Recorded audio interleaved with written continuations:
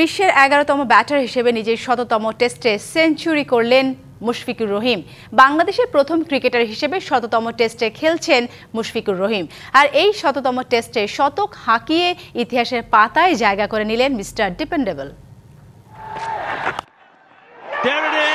সেঞ্চুরির জন্য দরকার ছিল আর ১ রান, তাই তো সে রান নিতে গিয়ে করলেন উদযাপন, হাত উঁচিয়ে ভক্তদের জানান দিলেন, ইতিহাসের সাক্ষী করলেন বাংলাদেশ ক্রিকেটকে। প্রথম বাংলাদেশি হিসেবে খেললেন নিজের ১০০তম টেস্ট, সে সঙ্গে ১০০ রান করে যেন ক্রিকেট ভক্তদের মন রাঙালেন মুশি।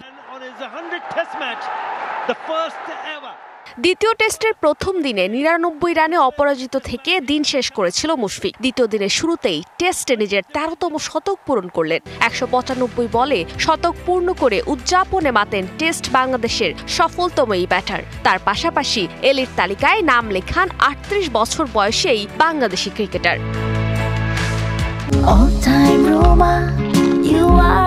All time Roma. Taste it, love it. মুশির আগে ১০০তম টেস্টে শতক হাঁকারও শেষ ব্যাটসম্যান ছিলেন ডেভিড ওয়ার্নার। রিকি পন্টিং ২ বার নাম লেখান এই তালিকায়। অস্ট্রেলিয়ার সাবেক অধিনায়ক ২০০৬ সালে দক্ষিণ আফ্রিকার বিপক্ষে নিজের ১০০তম টেস্টের ২ ইনিংসেই করেন সেঞ্চুরি।